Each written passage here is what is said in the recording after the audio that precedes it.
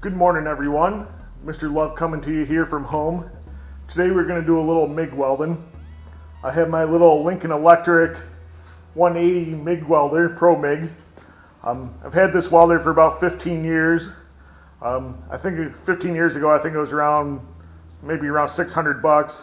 So it's probably pretty close to that today, $600–700 range. It's been a good welder for little stuff at home.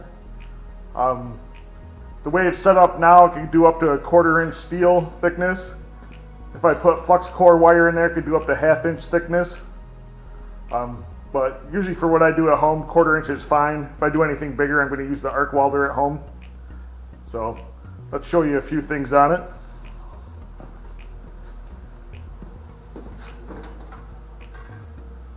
So here we got our spool of wire inside here. So this is a continuous feed gun. It's not like an arc welder where you got to keep replacing the sticks. The spool of wire is going to feed constantly until that spool's all the way gone. There's usually a couple hundred feet of wire on there, so it lasts quite a while. If you look over here at our controls on here, we have the wire speed and we have the voltage or the heat. Okay, so the higher we turn up the wire speed, the faster the wire is going to come out the end. The higher we go with the heat range, the more penetration we're going to get. If you have this all the way up for thin metal, you're going to burn right through it. If you have this all the way down for thicker metal, it's not going to get any penetration and your weld's not going to be any good. So we'll play around with it a little bit today and see where our best range is for what we're welding. We have our little gas cylinder on the back here. That's an argon mixture, 75% argon, 25% carbon dioxide. We're going to set that at about 20 psi. That's usually what you'll set it at for always on MIG welding. Okay, let's turn it on. We'll show you a couple things here. Okay, we have our ground-in clamp. This is we're going to hook right to the table or to the work. Try to get it as close to the work as you can. If it's far away, especially on a vehicle or something, there's more of a chance of it going through the electrical system, burning out computers, stuff like that. So you always want it as close as you can to what you're welding. On the table here, it doesn't matter too much, but the closer it is, the better electricity flow we're going to have, the better weld we're going to have. Next we have the gun here. Some people call it the torch. Some people call it just the electrode. I call it the MIG gun. A few different things to it. If you unscrew this off there, that's a little cone. You want to make sure that's nice and clean. These little holes here, the gas comes out, then it flows around this cone right here, around your weld, makes a nice little cloud around your weld, keep all the impurities and stuff out of it. If you unscrew this out of here, that's your little tip. Once they start to wear out, you just replace them.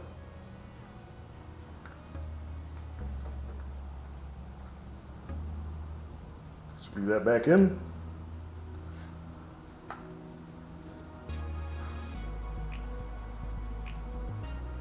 This one here is 30 thousandths tip on there. Has 30 thousandths wire inside there. You can get different size wires, but usually it's between 25 and 35 that you'll see most common. This is a 30 right in the middle. You see our wire coming out of here? That's our electrode, like it would be on a stick welder. So when this contacts the metal and the ground, that's when we get the spark, the arc that starts melting the metal. Metal melts, pools up, then the filler rod here, our little electrode wire, fills in that gap that melted apart. The weld's actually going to be stronger than the metal itself when we're done. Okay, we'll screw this back together here. Okay, we'll turn our welder on here, show you a couple things. So we got our welder on, we got our gas turned on, set at 20. Open this up so you can see the spool spin here.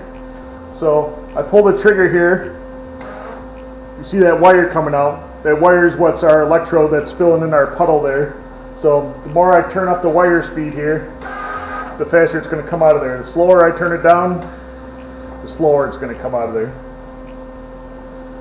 If it comes out too far like that, you can either touch it to the table and arc it and burn it off, or have a pair of side cutters handy where you can just trim it back. You always want about an 1/8 inch to a 1/4 inch coming out the tip there. You want to stay about that distance away while you're welding. If you get too close, you're just going to melt your cone here and you're going to mess up your tip. So you're going to want to stay a little bit away, which you'll see when we're welding here in a minute. Okay, let's get suited up. Okay, there's a few things I'm going to have on today while I'm welding. I'm going to have on my little welder cap to protect my beautiful hair I have here. Plus it keeps the sweat from running down my face as I'm welding. This is just a regular welder cap you can pick up at TSC or run-ins or any place. They're usually less than 10 bucks. Pretty decent. Looks like just a hat with a weird bill on it, but that's actually made to wear on the back of your neck so you don't get hot sparks down your neck. So we'll put that on right now. Next we have on our safety glasses. Keep them on at all times. These are optional. You can either have a good long sleeve work shirt, a welding jacket, or I like to use these sleeves sometimes if I'm going to be doing a lot of welding. These sleeves will protect your shirts and stuff. Work pretty decent. This goes on over your arms. Good part about these is they have nice elastic on them to keep the stuff from going down your sleeve or down into your glove. You can put your glove underneath this with this over top of it. Works pretty well. Or it does tuck down in your glove pretty nice without wadding up on you.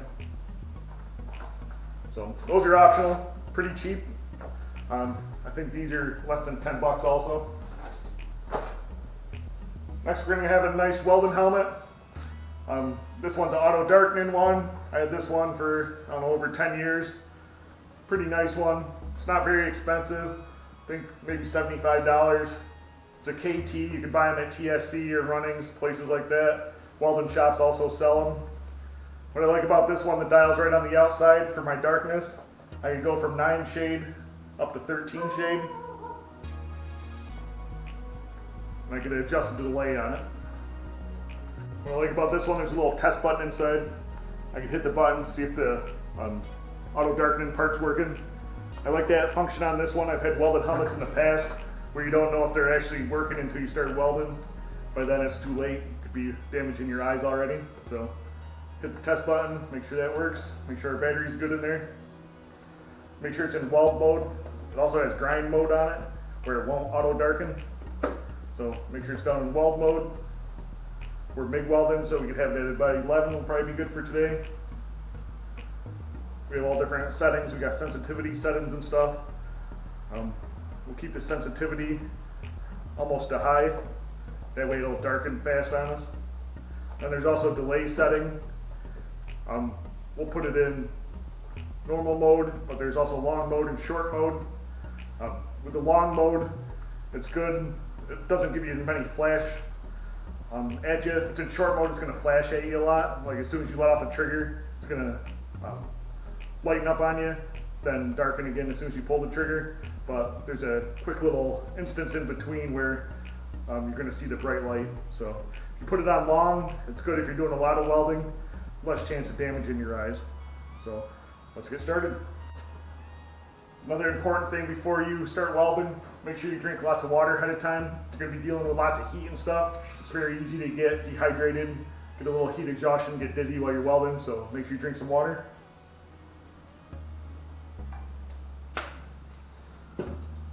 Have all your tools ready to go. We have a clamp to clamp stuff down.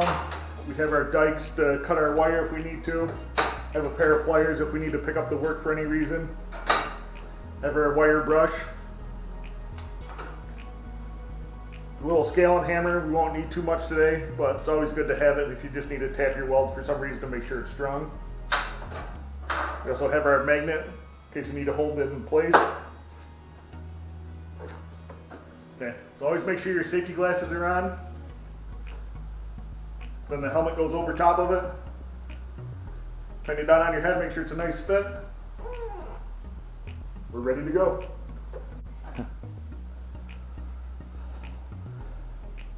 Okay, when you get ready to weld, you want to make sure your lead's out nice and straight.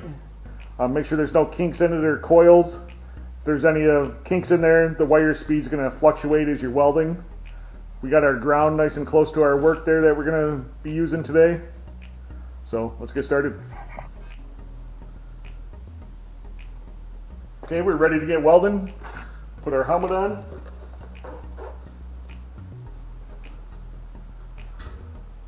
Put our welding gloves on. Make sure you got a good decent pair. Make sure they're not covered in oil or grease or anything. These are a little heavy duty for the MIG welding, but I like these ones for home use. If I'm going to be MIG welding a lot, I'm going to use a thinner pair of like TIG gloves or some sort of leather glove that's a little thinner, easier to control everything. Okay, we got our ground nice and close here.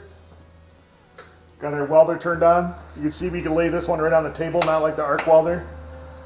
The only time this is going to spark is when I pull the trigger. So if I pull the trigger and touch the table, it's going to spark on us. But if I just lay it down without pulling the trigger, it's not going to spark. So that's another benefit to this compared to the arc welder. Okay, so let's get this clamped up here. Just use our magnet clamp today. These work pretty nice. Magnet clamps aren't very expensive either. You get them at Harbor Freight or Runnings or something for less than 10 bucks a piece.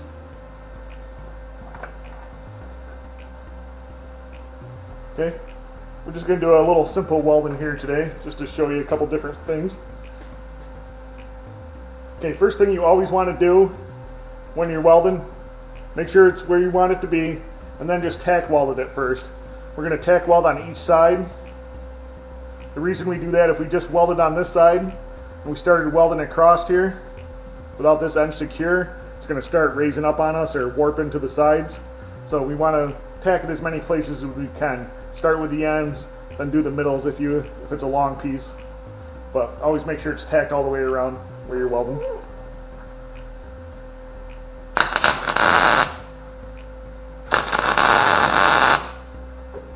You don't need much to tack it down there. Just enough to hold it.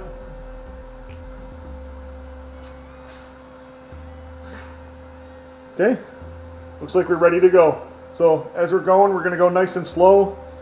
You can either make little C's, you can make little Z's, whatever you're comfortable with. Play around, try all different techniques. For this joint here, I'm just going to be going up and down slowly, kind of making like a W as I go.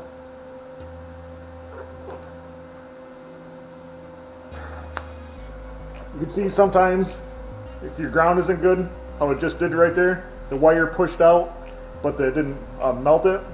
So make sure your ground's on the table good or right on the work.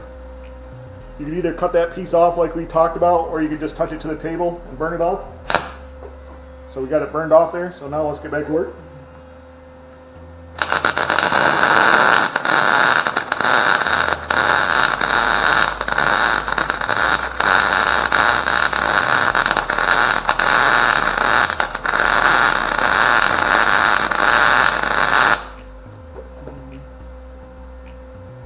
Okay, so you see there's nothing to it there. Got a halfway decent bead there for, just rushing through it now. This is nice clean metal, so it welds pretty good. If we had any rust or anything on there, the MIG welder doesn't burn through it too good. So if this was a rusty piece of metal before we started, we would have got it cleaned up a little bit, either with the wire brush or with a grinder. But this was a newer piece of metal that I just had laying around, so I didn't brush her down. If this is a long piece of metal, I suggest working back and forth from each end. If you just keep going in one straight line, it can warp the metal, start getting little waves and stuff in it, especially if it's a sheet of steel. This way, if you go down to the other end now, it gives this end a time to cool, get back to normal, so it doesn't get distorted at all.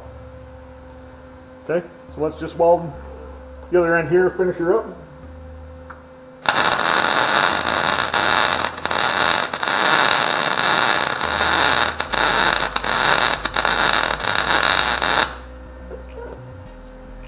Okay, so we got our other pass on there.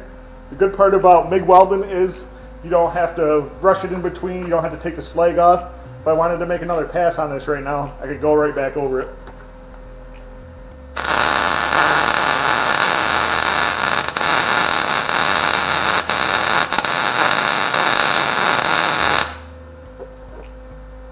You can do that as many times as you want. It's good if you're filling in a wide spot. You can give it a little bit and just go again. You don't have to take the slag off in between like you do with an arc welder. So obviously it's going to be very hot afterwards. Don't just grab it, especially with bare hands. Do a little bit on the other side here. Now that we're welded, we don't need our clamp anymore. You can weld at all different angles with the MIG welder. Some are easier than others. We'll tack it again like we did before.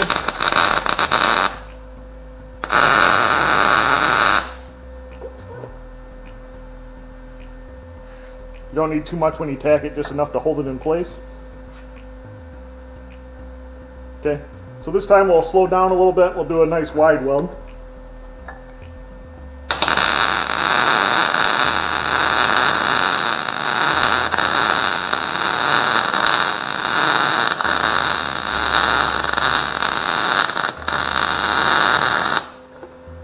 So as I'm going through my mask, I could actually see both pieces of metal melt. You want to make sure you get good penetration. If you look on the back side now, you can see where it's starting to show heat marks on it. That means we're getting good penetration into our steel. That means it's going to be nice and strong.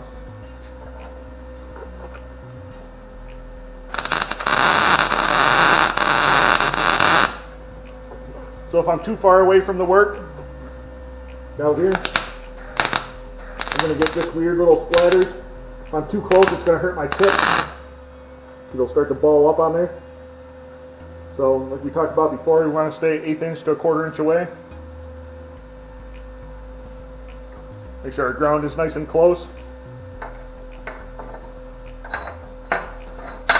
If you can't get a good ground on it, don't do this every time, but if for some reason there's no way you can get a good ground, either hooked to the work or through the table, you could always give the ground a little tack weld. That way it'll weld the ground to the table, give it a nice little, so it's stuck on there. So you'd have to pull it off to get it. That usually helps out a little bit if you really have to.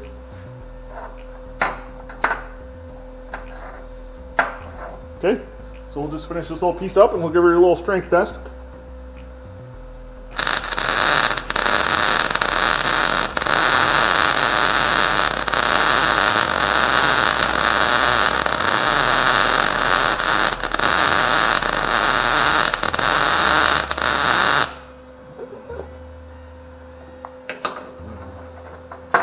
Okay, so remember it's nice and hot now. That's what we've got our pliers for. Put it here in the vise.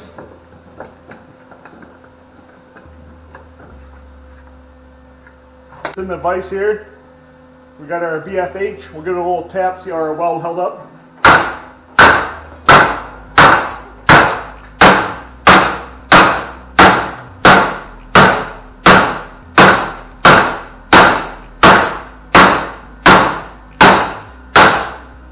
I think that passes the welding test there. So if you have good penetration, everything's done the way it's supposed to be, the weld will actually be stronger than the steel itself. You can see we bent it up pretty good there, but our welds didn't crack or break or anything. Okay, we're all done. Whenever you're done, you should let the welder run for a few minutes if you can. That way the fan cools down the coils and stuff inside there. It's not going to damage the welder, so let it sit there and run for a few minutes. Then just, before you wind it up, make sure it's shut off. Make sure all your clamps and stuff had time to cool down.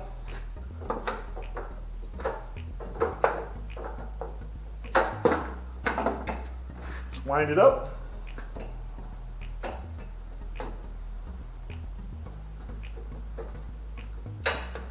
Make sure the gas is shut off. And we're good to go.